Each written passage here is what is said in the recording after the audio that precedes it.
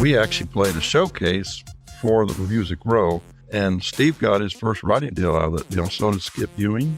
Like the minor league of Austin, We were the only ones Nashville. who didn't get a publishing deal. Really? Yeah, we just kept playing at Opryland. Episode 422, Marty Roe of Diamond Rio, which, by the way, they're going out. Go watch them. They're doing their holiday shows, Holiday in the Hits, kicking off in Baton Rouge on December 1st.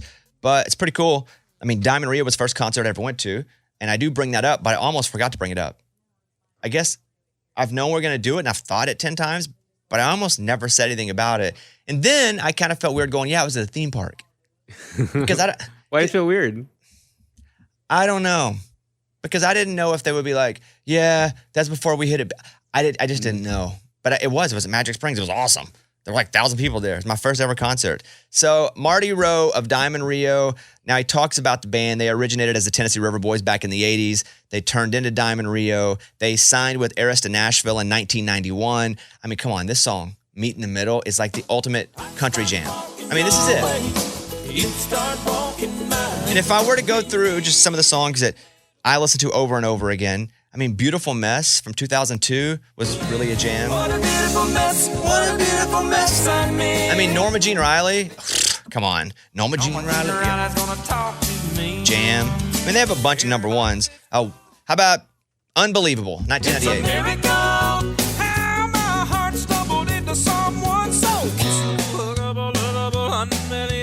I forget about how good that one is sometimes. The length of their career is crazy. Yeah, it is crazy. I mean, 91, and then they put out, I mean, I think their last number one was in the 2000s, I Believe. That's crazy, though, from the 90s to 2000s. I know. Here's I Believe from 2002. Our love can even reach across. And then here is Walking Away, another song I like. Here you go. Love don't get nowhere, walking away. It's interesting because, you know, this band that he talks about it where they played all their own instruments and that wasn't really welcomed at the time. And we get into that. But here he is, Marty Roe of Diamond Rio. Follow them on Facebook at Diamond Rio, on Instagram, Twitter, and TikTok at Diamond Rio Band. They have a current release called The Kick, which you can check out. And here he is, Marty Roe. Marty, how the heck are you? Man, I'm doing great. I'm still We've not here. met. If we have, I don't remember it. So that's I will probably the case. own it, okay? I think, and you can tell me if I'm wrong, I think, did you do Blake Shelton's video? No, that was Jimmy Okay, then and his son I saw Everybody All at Once. A bunch of people come in when I was leaving because I was with Blake. out in L.A. or something. Yes. Yeah. Okay, so then we haven't met. That was the only time I thought we might have been in the same room. No, case. that was Jimmy's deal. I don't even know what. Yeah, they had Feed the I forget, Dogs or did something. Scott produce that? Scott Hendrick. Probably if it's Blake. And so I was out there doing Idol, and I was with Blake, and then I was leaving as the whole band was coming in, and I was like, "What's up?" And that was it. And so Scott sent that off to Jimmy, and Jimmy put the solo in there. Hey, that hat's pretty cool. It's a Burberry hat. Hey, I wore it just for you. That's the truth. I reckon. She said, he's really into hats. My wife, you want to hear the whole story? I want to hear the whole story. You can cut it out. We won't cut a dang thing. Go ahead. Here's the deal. So in 2020, my wife and my two daughters were scheduled.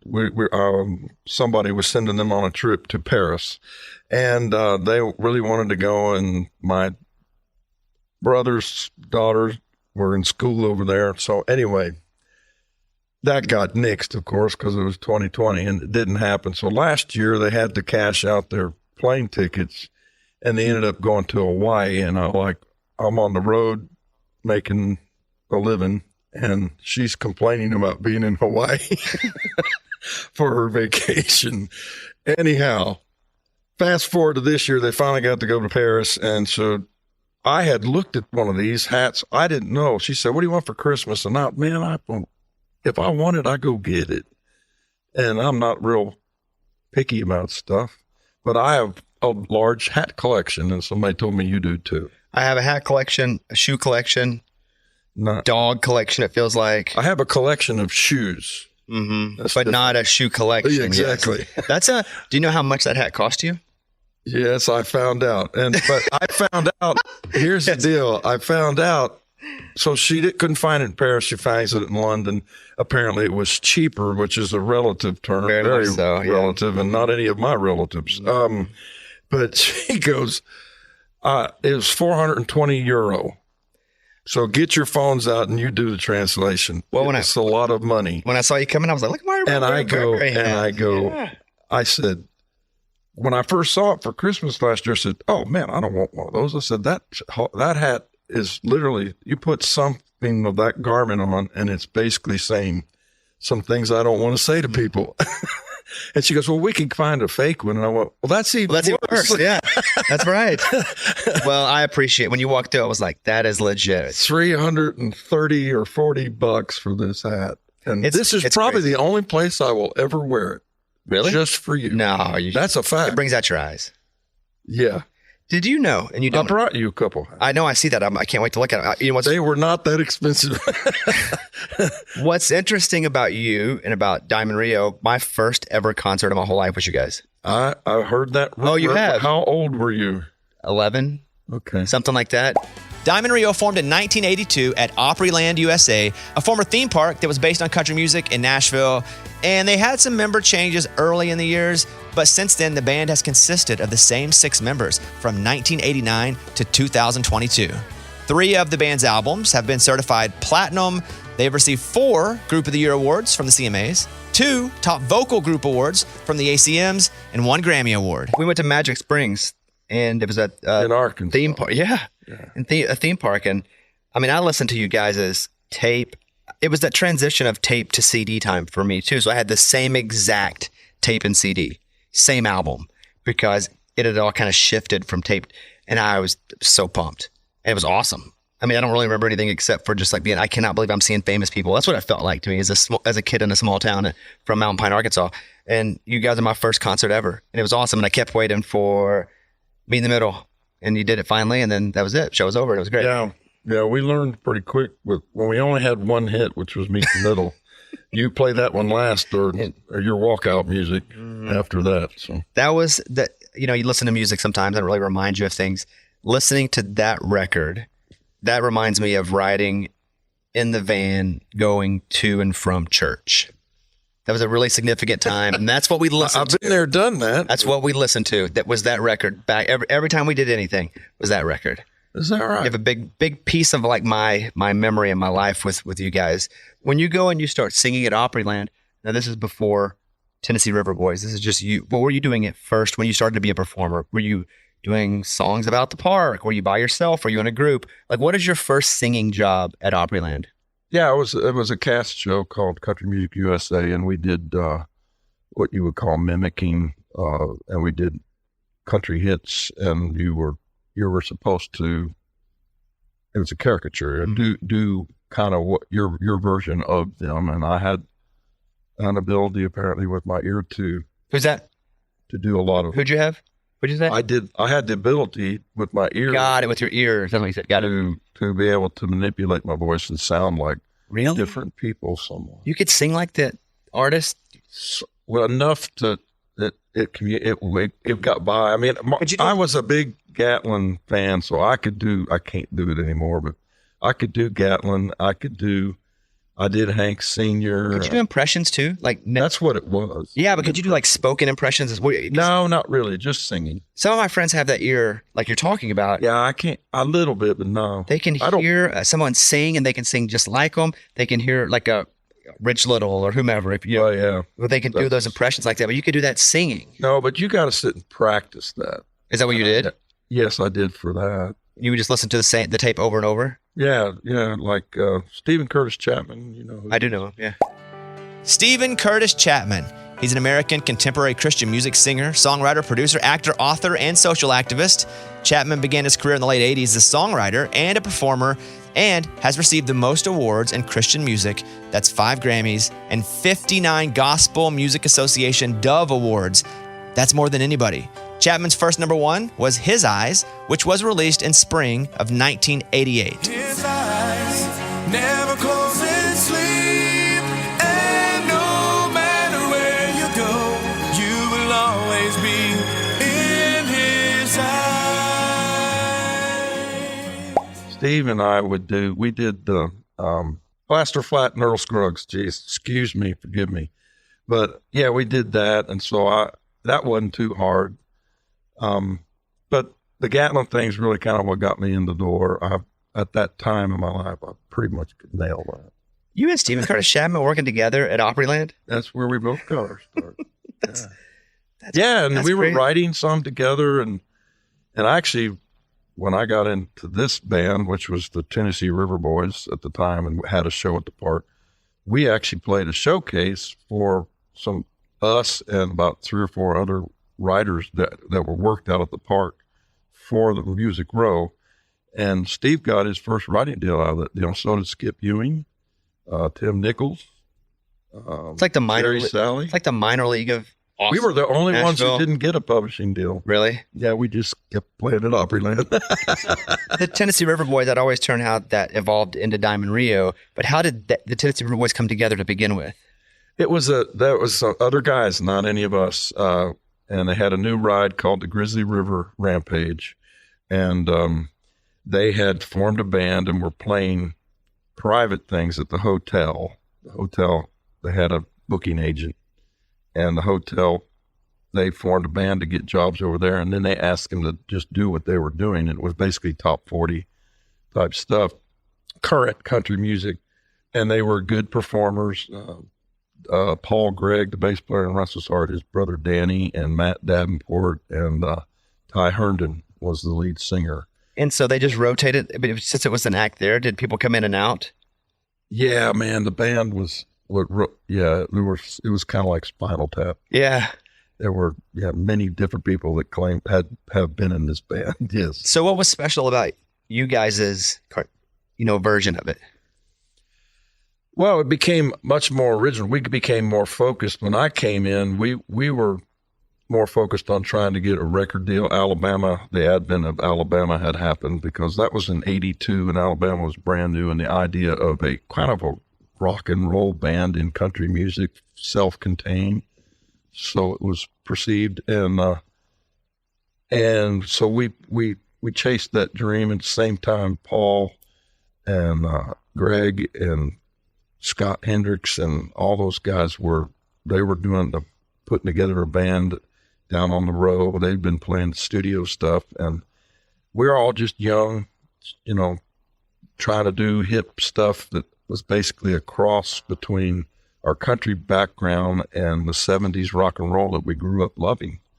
And we kind of melded those two things, however some way, shape, or form, that those influences are in both and what we do.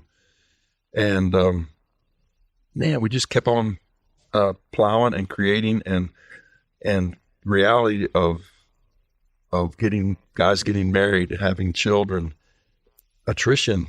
Guys go, I can't, because we weren't making any money. Right. And so one guy would leave and we would be down about that. And then, somebody new would come in. That was me. Ty went and did Star Search and finished second, got a record deal out of it, and he left the band. And so they asked me to join, and I was still working at the park in another show. So another guy did the park part, and I worked at the park. When we were not working at the park, I was in the band, and I didn't sing lead. I just sang tenor and played mandolin and acoustic. And then, one by one, drummer and piano left shortly thereafter, and Dan Truman and another guy named J.J. Whiteside was a drummer at the park. We left the park. J.J. left. The steel player left, and we had to replace a guitar player, and that's when Olander came in March of 85. And it went kind of fast, but for a while there, but we kept changing members, and the sound kept getting more unique and different. And when Gene came along, all of a sudden I went to singing the low part. The bass player, the only original member left, Matt, was singing, and we started getting that bluegrass thing, because I was familiar with that and being from roots in Eastern Kentucky and stuff.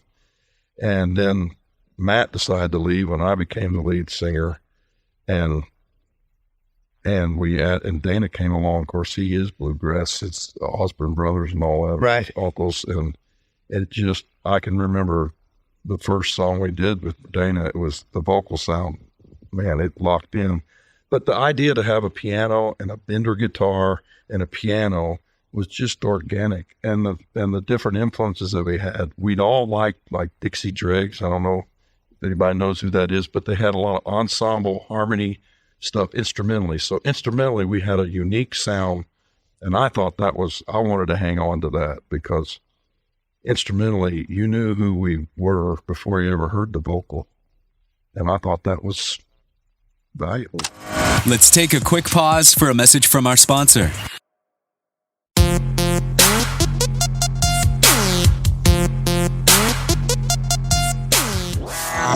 And we're back on the Bobbycast.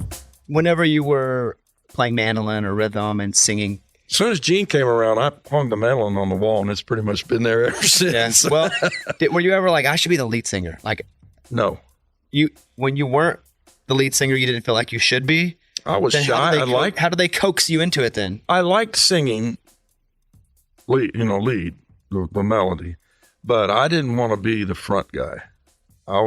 I'm shy, and naturally, I don't tend to not really care to be out front. I can be a ham, I can do it, but I had to learn how to do that. But it happened because of Keith Stegall. We went in the studio with Keith, and we were doing original stuff, try to get a record deal, and Keith agreed to produce some tracks on us, and we did a couple things that we had written, and Matt couldn't sing the scratch vocal and play bass, so I sang all the scratches, and that was the first time Keith had ever heard me sing lead. So because he couldn't do them both at the same time at the level it needed to be done. In the studio. Right. Yeah. That's what I mean. Back then you would have bleed and stuff. So he had to do them at the same time. So he played bass and I sang Right. scratch with the intention that he would come in and overdub over me. But then we had a meeting after that, and Keith asked us to get together, and we did. And he said, I think Marty I should pitch some of these songs with him as the lead singer. And unbeknownst to me, all my other bandmates, other than the one who was singing lead, all jumped in and really agreed with that. And how'd you feel about that? It became a very uncomfortable moment. Matt was not happy, and rightfully so. He's a great musician. He's been very successful. And we had a gig we had to go work. And of course, back then, having a gig was a big deal because you didn't have them all the time. And it was in Canada. We did 2 weeks sit down in Canada, in Montreal. Not a soul spoke English. And we spent 2 weeks in this band house in this very uncomfortable situation. And I had to stand in the center and become the lead guy. And nobody knew. It was a great place to do it because nobody would ever know. But I began to learn that craft. And when we got home, Matt called me and said he had decided to leave. So then we had to look that's when Dana came along. That was in 89. Well, when did the band transition from the Tennessee River Boys to Diamond Rio? Was that late 80s? Yeah, musically, we've always, since about 88 or 9, we've been what you know as Diamond Rio. Of course, we're better at it now. Sure, I'd hope, yeah. But why did you change the name? Well, we changed the name because Tennessee River Boys sound like a gospel group. Absolutely, yeah. And that's not really what we did. And we wanted something that was a little more nondescript, a lot hipper sounding, and more current for the 90s anyway. But we decided not to change the name. We had a following under that name that we were making some money with. So when we were in the studio, we would go out and work as Tennessee River Boys. Matter of fact, we did our first radio promotion tour when Meet in the Middle came out. We were touring as the Tennessee River Boys, but we would stop at radio stations and do our Diamond Rio radio visits to pump the new single. And at the end of each of one of those shows, we would play Meet in the Middle and say, we've changed our name. And all the people, you could see their eyes go, I've seen you. I've seen that video. Got it. Yeah. Why Diamond Rio? Like, what are the names? I'm always interested in words. Why those words? I'm glad I don't have to do that. That was a very, very difficult. Picking a name is awful, but I'm glad it's over. But we had gone through a bunch of names, and we had a bunch of friends. And believe it or not, that name came from Shenandoah guys, Mike and Marty. They did business under the name Diamond Rio. I think they still do. Like when they check in the hotel, Shenandoah, it's Diamond Rio doing business as Shenandoah. And and they said the record label didn't like it, and they used the REO thing, and so they didn't use it, and they just kind of said, here's something, because we'd been messing with Diamondback and we liked Diamond for some reason, and we liked that. We changed it to REOs, more Southwest feel, and we also didn't have a clue if we'd get sued by the trucking company, which is Diamond Rio has made. There's a Diamond Rio trucking company? Crossroad trucks, yeah, and dump trucks and stuff. Spelled the same? No, it's spelled REO. It's Got a it. quick history. Oldsmobile. Okay, sold to GM. He started making fire R.E. trucks. Old was his name? Yes, Huh. Oldsmobile. So RE Olds was, and so they started making fire engines, thus REO Speedwagons. That was my next question. That's what they were called. And then there was a trucking company called Diamond T. They merged in 1964, and we became Diamond Rio, and they made trucks till they were still making some trucks when we first came out, mostly dump trucks and cement mixtures. And you never heard from them going, hey, you got our name? No, they called us when we were in Harrisburg, Pennsylvania, which is where the factory was. This was in 91, and said, do you want to come tour the factory? And we did. I got mud flaps, I got all kinds of real stuff in my garage right now. So you guys are known in like the history of country music as the first band ever put out a debut single and it go number one. I guess I'm surprised that had never happened. So are we. Like, I'm not surprised that song did it or that you did it because I was a big fan, but that it had never happened with any band to go number one on a debut single.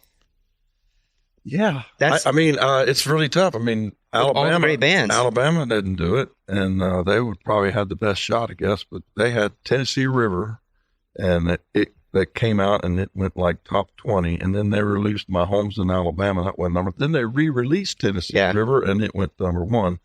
But they were the closest before us. Now that's happened since, but there was. Before Alabama, there were quartets, okay? There was the Oaks, and there was the Statler Brothers, and things like that. And they'll do it, brother, like the Osbournes and Jim and Jesse. There were a lot of those, and those were considered vocal groups. But there really weren't, Nashville was all about the same A-team. When Chet was here, I mean, they streamlined that.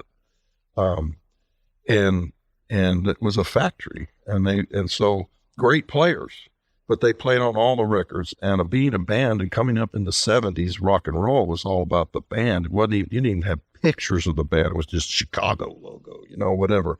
And that's our wheelhouses when we were growing up. And that was a big part of our musical influence. Thank goodness it was really cool music, great music. And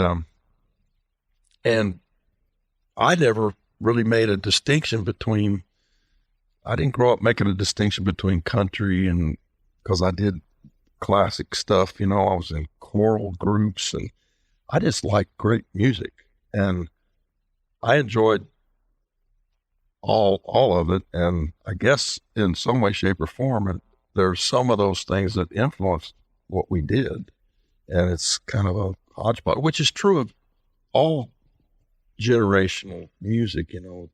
This generation has a lot of different things that influenced them that never influenced us, and the same thing's true of my predecessors. So when you guys played, you talk about bands and how the bands that you looked up to had certain images and sounds. Do you guys play every note on the records? Yes. I mean, that again was kind of unheard of then, because like you're talking about, yeah, they had and all the players. for country music, it was unheard of, and we didn't take about at least 2 record deals because they didn't want us to do it. They wouldn't let us do it, and so we kind of turned down. That was a how they use that? That was a breaking point, a no negotiation. Yeah. For us, which is amazing that we had the intestinal fortitude to do that. Especially. But we knew that our sound was unique. Not that we thought we were better. It's just different than what, otherwise the only thing that would make us unique would be my voice and our 3-part harmony, which is got some uniqueness. And I think it would probably work.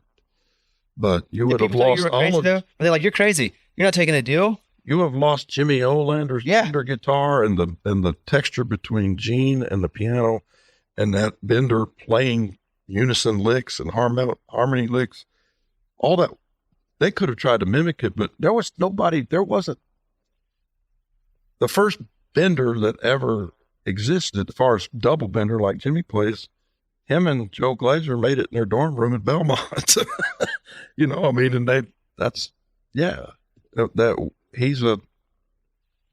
Jimmy and Joe are they forged that path. There was Benders, Graham Parsons played a B bender. There were B benders, and it had to do with the steel guitar. For those who don't know what that means, it's like a steel guitar. There's little mechanisms. You see their knees go lucky. They're bending Like the string. Suzanne Summers, There's- my master. Yeah, stretching the string to a half step one way or the other, Yeah. down or up.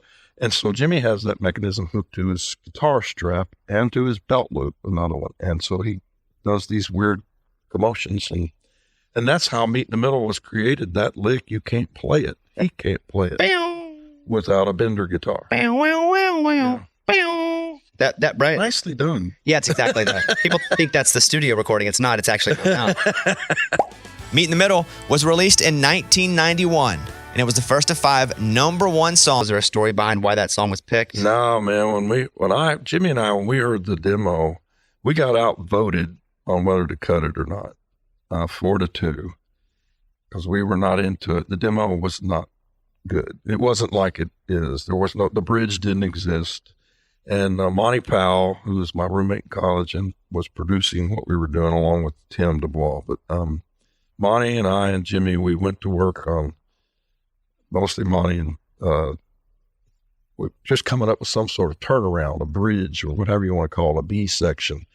And that's where they started playing that went to those changes. And I just did, just make it up, babe. You know how we work it out. And that's what love is all about. Bam. And right back into it. And we, as we work through the song, I want to preface that with, when we lose a vote in our deal, there's 6 fingers. When you're listening to a song, it's like you raise the fingers like pushing fast forward, I'm done. And anytime we had 4 votes that wanted to keep the song, we did, and we went in and we cut it. And the rule was, and we verbalized this, we're going to all, even the ones who got outvoted, will give it their best shot. Because if you don't, and it ends up everybody else loves it, and it's a single, you're not your best performance on there. I don't want that. So we got that pretty quick. So we all gave it our best effort to make it work, even though I wasn't really all that into it to start off with. When we finished the record, just the tracking, and it had a rough vocal on it for me, that was when the epiphany happened. And went, this is it. You liked it then? Yes. So when you talk about the bridge, it's I love the way we work it. That's what love is all about. Do you ever, would you be recording and kind of just say stuff in the studio, or were you writing it down?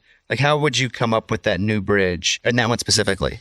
And I don't have a great memory of it, but I'm pretty sure it was we had all the time in the world in the studio. We actually, with what we used with our record money, we bought a studio. We bought all the equipment and rented a little place over here in what they call the 5. Well, that's quite responsible.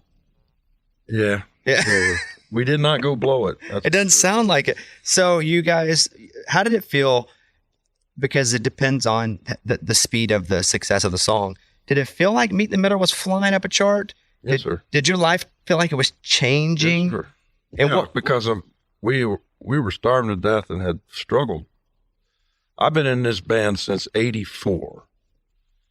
Not until basically 1990 did we even do a handshake deal with Tim to have a record deal.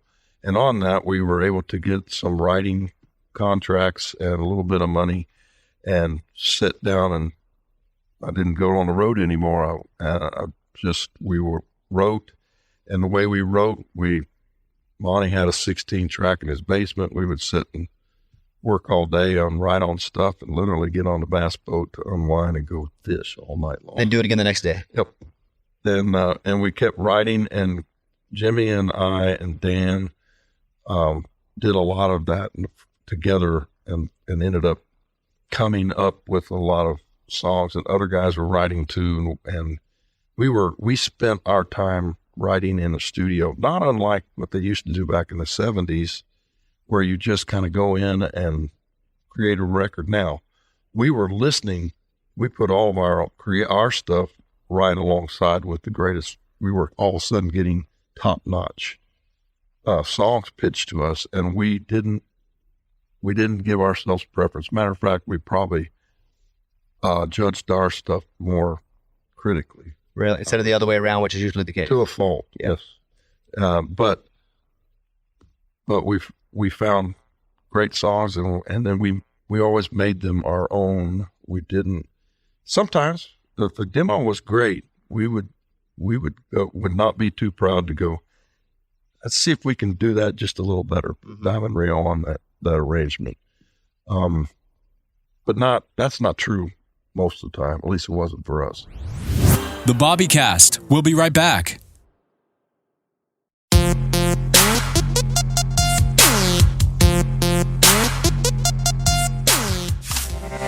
This is the Bobbycast. You've talked about golfing, and you've talked about fishing a little bit, and you've talked about cars a little bit. Just at the passion that you talk about them, I would expect those are the three things you love. I do. I love golf. I love outdoors. I love to be outdoors. I love to play golf, and I used to fish and hunt, but I don't have time to do all of them. How often do you play golf? 3 or 4 times a week. You're going to say a day. I was going to say, how do you even have time to do that? I live on the golf course. You do? I'm jealous. That was one of the first things I was able to do. We bought a home in Williamson County that was on a golf course that was not in great shape, but it is now called Nashville Golf and Athletic. And it's an incredible Played there last week. Diamond in the rough. Did you play it? Played there last week, yeah. Beat you up. It will beat you up. There's a hole, maybe it's like, I haven't played enough to all the holes, but if it's like 14 or 15, you don't really know how far you're up on a hill, and you have to hit it over. Par 3? It's a par 4. It's a short par 4, but you have to hit it, and you think you can just cut the corner, then you drive around, you realize you can't really cut the corner. Oh, number 5. Maybe. I don't know. Maybe we played and 10 is the water. Number 1 is one of the toughest. Number 1 sucks. You're right. It's hard. We were driving off, and the lady was like, be careful for the water on 1. And we're like, yeah, whatever. Then we get the tee. Off the tee. And then on your second shot. Yeah, everywhere. And if you miss the green on your third shot. Yeah, hitting the water off the tee. I didn't even know the water was over there. So you can play a few times a week. You feel pretty good? Are you healthy? Yeah. Oh, yeah. I love it. I don't play as well as I used to. I was very, very into it. I still am. But, yeah, I mean, I have my handicap down to scratch. And what? And heck yeah. I know that's the truth. But I've got since 2020, I went through a few things with my family that I just could have. This golf was not in it, and my mother passed, and then my father, and of course 2020 and all that kind of stuff. But and I can't hit it. I got old. What do you think you are now? I know what I am. Well, what I'm are an you? 11. Okay, well, that's about what I am now. I've played for 6 or 7 years. That's pretty good. Behind this curtain here, I got a simulator, and you'd think I'd be better. That ain't the same. I know. Like it's okay. It's fun if it's snowing outside. That's when it's winter. Good to work on your swing and stuff like that. But people always it's like, not you have the a same. simulator. Why don't you just? And I do, but it's not the same. Golf is a creative game, and that's what I like about it. Golf has affected other parts of my life too, where with you hit in the woods, are you gonna freak out and be like, "Oh, this sucks," or Love it. do you just have to go, I gotta forget that. I gotta remember maybe why I did it, but I can't let that affect the next thing. I learned things. Everybody should, but I learned things about myself when I have many options. When I'm in the middle of the fairway and I've got all kinds of different ways to play this shot, and have a correct result, my desired result, I lose focus, and that's when I'll hit my worst shots. When I only have one option. And it's something that most people would go, you can't do that. You can't fall through that. I'm like, yeah, I don't have can't in my vocabulary. So, and I'll hit some of the coolest shots. Why do you think that out is? of the woods. I love that part of it. Why do you think that is? Focus. Forced focus? I would say focus and just no choice. You had no choice but to play this play, or you're going to have to you're going to make a 10 whenever you pick up and you go to the next hole. And that's the other cool thing about golf. You get 18 chances, and you can always come back and do it again, which is something about life. Even a lot of things in life, you do get another crack at. Sure. They come around often, the same scenarios. Not always. Every now and then there's once in a lifetime things that you wish you had done better, stuff like that. Tell me about the kick. That was a lot of fun, but that came about, obviously we had two guys retire. No one out there knows, but Gene and Brian both retired from the business, and I think they're enjoying being done. They're a little older than the four of us who stayed, and we're happy for them, but we didn't want to quit, and we needed a drummer and somebody to sing high harmony, play mandolin. And so during all that, it didn't happen all at the same time. When Brian left, he had actually groomed Micah, who was our drummer. He had been his sub for for about a decade. And Micah's young. They're both really young. He's 40, I think, now. But he started playing with us when Brian went through his first surgeries for carpal tunnel and things like that are common with drummers. And was awesome. And he had grown up worshiping. That's how he learned to play drums, was listening to Diamond Rio records. And he's a spectacular talent. So that was a natural thing. The only question was, would Micah say yes? And he did. And so he's been with us for a couple of years now. And then we were subbing with these guys, bluegrass dudes that sang high harmony and played mandolin, fiddle, whatever. And they really couldn't hang. Several of them, I won't name them, but they were well-known and awesome musicians of their own right and had some success. And one of them said, you realize Gene's a freak. The way he sings so high, and it's not falsetto, it's full voice. And so we had a couple of girls that were subbing, and they did great. And this little girl who was a senior at UK, and of course I'm a big Kentucky fan, so that didn't hurt, but she was a fiddle champion and competition fiddle player and sang high harmony, and it fit. And she was high energy, and she grabbed a hold of mandolin and started learning that. It's all the same fingerings, but it's totally different. But she's been a champ, and her name's Carson McKee. And so by the end of the year, Gene lost his wife during all that. That was part of the reason why he was gone.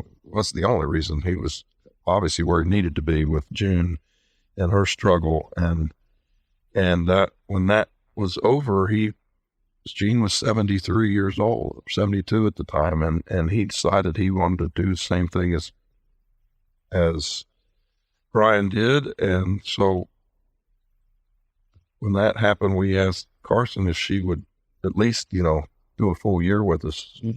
And she's been here now going on 2 years, a year and a half. And so when that happened, so we're back to the kick. When those two youngins came in, we wanted to showcase their abilities, and she was wanting, and Jimmy was wanting to write some stuff. So him and Carson started writing this thing, and then Micah got involved because he had heard it, and it just kind of all got involved to add our 2 cents worth, not unlike how we used to do it. And also we had an instrumental, which we've always done. We've had instrumentals on every album from the very beginning, and had several nominated for Grammys. Never won a Grammy, but on the instrumental side. But that's always been a part of what we've done. And all of a sudden, Micah is a film. He was shooting videos and things like that already for a living. So he shot the video and edited it. He's spectacular at that. And we had friends across the road from Jimmy who had this great shop and all these cool collectible cars. And we just came up with this idea. And it's what's cool about where we are in our life. It's like, if nobody cares or I don't care. We just do it for fun. And we know that it's going to be really good music because that's what we do. We wouldn't put it out. We feel like we hold ourselves to a higher accountability than anyone else does. And if it doesn't hit a chord with somebody, then okay. I mean, it's our label and with our money, Right. and we shot the video. That's what I like about. That's the good thing about what's going on in the music business with the internet and being able to get an outlet out there and not have to go through Sure. certain gatekeepers that we grew up having to go through. And that's cool. I like that. Starting December 1st, you guys are out on the road. Through the 18th or somewhere like 17th or 18th. Yeah. Yes, we're doing every weekend. We're having our Christmas show, Diamond Rio Holiday and the Hits, and it is. It varies. Sometimes it's a lot of Christmas stuff. Sometimes it's mostly hits. But the Christmas show itself is mostly Christmas. It's a great diversion for us, and it's a fun show. It's a lot of fun, and it shows a slightly different side of us. And you'll get to hear your favorite Christmas songs, and you'll definitely hear mine. Well, what about though? If I go, am I going to hear? It's a beautiful mess. It's a beautiful mess. Yeah, do that one for sure. Okay, good. How about It'll be in there. unbelievable? Yes. Yeah, okay, good. Long as you do those, I'm good. Keep going. I don't know any words of any song, but I know every word to meet in the middle. I'm not singing that though. Good. I tried. Thank you. Yes, I tried. Didn't go well for me. So let me say this, you guys go check it out on Facebook at Diamond Rio, Instagram, Twitter, TikTok, Diamond Rio Band, and go check out the show. I'm super pumped. Thanks for coming and hanging out. Thanks for the merch. Yes, Kidding? It's you're awesome. and I didn't know what size, so I brought a medium Head? and Huge. a large. Oh. And I saw where you just fairly recently married, the last year or so. Yes. And so if the medium doesn't fit you, maybe it'll fit the wife. Is she a Diamond Rio fan? She is. Who's not? What would you say? You're not going to. Yes, I would. Oh, I would for sure be like, she never heard of you. Yeah, Don't worry. okay. I tell you the truth. Like you tell me the truth. But yes, and we are working on a new single. Okay. A new song. Okay. And it is actually from the Mothballs about something that Jimmy and I and a girl named Heather wrote. Who? Not an instrumental. No, Okay. This is a duet with Carson. So this is going to be That's what I'm waiting for. about she and I, or not about she and I, but it's about my daughter. And when she went off to school in Australia and to chase her dream about being in the praise and worship world. And we wrote this song because it just killed me. She's as far away from me as she could get. If she kept going, she would get closer. She's on the exact opposite. Yes. Exactly. Good to see you, Marty. Thank you very much. Thank you. If I knew where your house was, I'd have hit a golf ball closer to it. Yes, when I was over there. you can come out. You're welcome. I might have hit your house on accident. No, I know how to buy a house on the golf course, and it's not quite right on. Okay, good deal. All right, there he is, Marty Roe of Diamond Rio. Thanks for listening to a Bobbycast production.